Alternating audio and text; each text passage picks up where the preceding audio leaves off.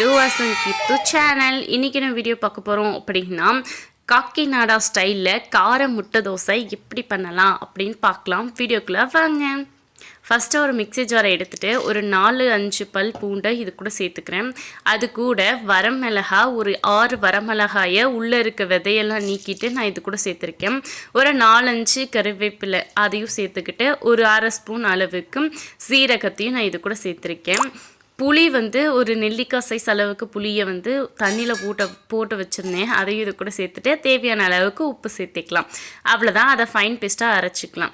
எண்ணெய் ஊற்றி கடுகு போட்டு கடுகு பொரிஞ்சதையும் உளுத்தம்பருப்பு கடலப்பருப்பு ஒரு ஸ்பூன் இது கூட சேர்த்துக்கலாம்.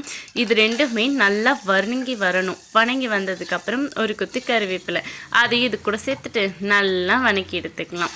அதுக்கப்புறம் நம்ம அரைச்சி வச்சுருக்க அந்த பேஸ்ட்டையும் இது கூட சேர்த்துக்கலாம். இது நல்லா எண்ணெய் பிரிஞ்சு வரணும், அந்த அளவுக்கு வணக்கி விட்டுக்கலாம். என்னடா வரமிளகா மட்டுமே போட்டிருக்காங்களே, இது ரொம்ப காரமாக இருக்குமே, எப்படி சாப்பிட்றது அப்படின்னு மட்டும் நினைக்காதீங்க. இதில் அந்த அளவுக்கு ஈக்குவலாக நான் புளி போட்டிருக்கிறதுனால இது அவ்வளோ காரமெல்லாம் இருக்காது. இது காரம் புளிப்பு சேர்ந்து ஒரு சூப்பரான ஒரு டேஸ்ட்டில் தான் இருக்கும். கண்டிப்பாக ட்ரை பண்ணி பாருங்கள். நிறைய காரம் சாப்பிட்றவங்களுக்கு இது ஒரு சூப்பரான டின்னர் ரெசிபின்னே சொல்லலாம். இது நீங்கள் ஸ்டோர் பண்ணி நிறைய கூட செஞ்சு ஸ்டோர் பண்ணி வச்சுக்கலாம். ஃப்ரிட்ஜு தான் வைக்கணும் அப்படிங்கிறது இல்லை, நார்மலில் வெளியிலேயே கூட வச்சுக்கலாம். இந்த மாதிரி எண்ணெய் பிரிஞ்சு வந்ததுக்கப்புறம் எடுத்துக்கலாம். அவ்வளோதான்.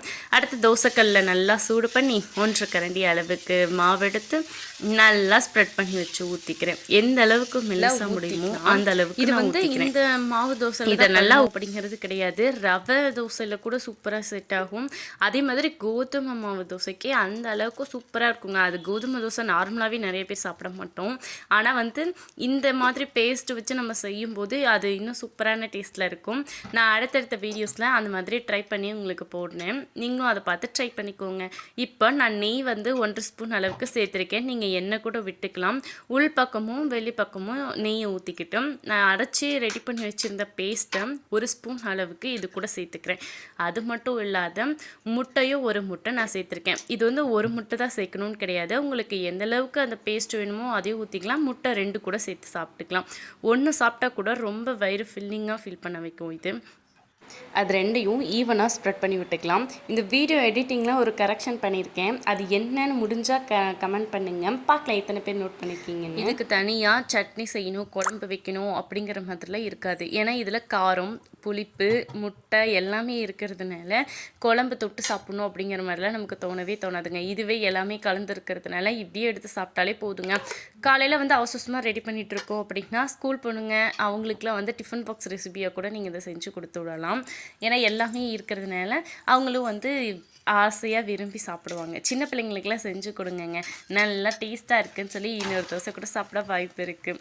ஸோ இப்போ நான் எல்லா பக்கமும் வெந்தோன்னே நான் இந்த பக்கம் திருப்பி போட்டுக்கிறேன். இப்படி திருப்பி போட்டு 1 நிமிஷம் வெந்துருச்சு. இப்போ இதை நான் அப்படியே மடக்கி எடுத்து வச்சுக்கிறேன். அவ்வளோதாங்க.